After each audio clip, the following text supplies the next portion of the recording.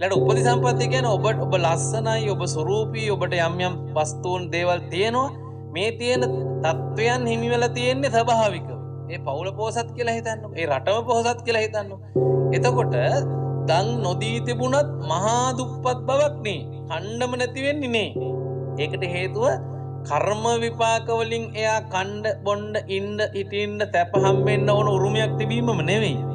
මේ උපදී සම්පත්තිය. සමහර රට දෙන කාල සම්පත්තිය. එක යුගයේ තියෙන රටවල් බංකොලොත් කාල, රටවල් ඉතා සම්පෝෂිත කාල. මේ සම්පෝෂිත කාලයට අපි ඕනම කෙනෙකුට අපේ තියෙන දුප්පත් දුක් විඳින්න තියෙන කර්මවල විපාක අහෝසි වෙලා යනවා. පසුවට විපාක දෙන්න රැඳෙනවා. මොකද ඒ දවස්වල විපාක දෙන්න බෑ. ඕන තරම් කන්න තියෙද්දි කාටවත් කන්න නැති හිමිකමක් එන්නේ නේද? කාටවත් කන්න නැති දුර්භීක්ෂයක් තියෙන කාලේ හැම කෙනාටම හොඳට කන්න හම්බෙන්නේ නැහැ. එතකොට මේ කාල දැන් මේ හතරටම තියෙනවා විපත්ති කියලා එකක්. ගති විපත්තිය, උපදි විපත්තිය, කාල විපත්තිය, ප්‍රයෝග විපත්තිය. ඉතින් ඒ නිසා පිළිනුත්‍රි මතක තියාගන්න බෞද්ධ දර්ශනයේ ඇතුලේ අපි ඊටාම ගැඹුරින් පැහැදිලි කරගත යුතු කාරණාවක් තමයි පුනර්භවය කියලා එකක් අපි ඉතා දැඩිසේ විශ්වාස කරන්න ඕන. ඒ පුනර්භවය හැම වෙලාවෙම හේතුඵල සම්බන්ධතාවයෙන් බැඳිලා තියෙන බවත් පිළිගන්න. ඒ අනුව හොඳ කළොත් හොඳ, නරක කළොත් නරක එකේ සිද්ධ වෙන්නේ. ඒ වගේම කර්මය ඡය කරන්න පුළුවන් කියලා බුදුදහමේ උගන්වනවා. කම්මක්ඛයෝ නිබ්බාණං කියලා කියන්නේ නේද? ඔය කීනං පුරාණං නවං නත්ති සම්භවං කියලා රතන සූත්‍රයේ තියෙන. ඒතර කර්මය ඡය කරන්න පුළුවන්.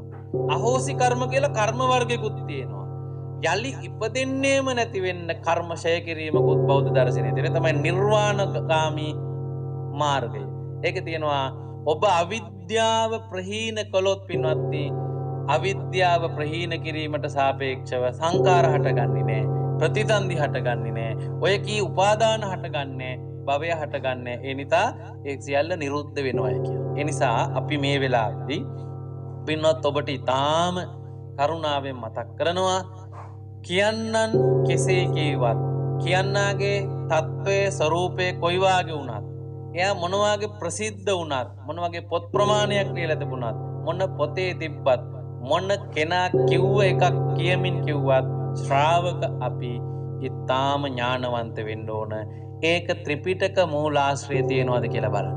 ඒක බුදුහාමුදුරුවන්ගේ මුවින් උන්වහන්සේ දේශනා කළාද? උන්වහන්සේගේ ඉගැන්වීම් අතර ඒ සංකල්පය කොයි විදිහට සඳහන් වෙලා තියෙන්නේ කියන එක හිතන්න ඕන. එසේ නොවුනොත් පින්වත්නි අපි මිත්‍යා දෘෂ්ටික වෙලා, අපිත් විනාශ වෙලා, සමාජයත් විනාශ වෙන තත්වෙට යාං සංකල්ප බලපාන්න පුළුවන්.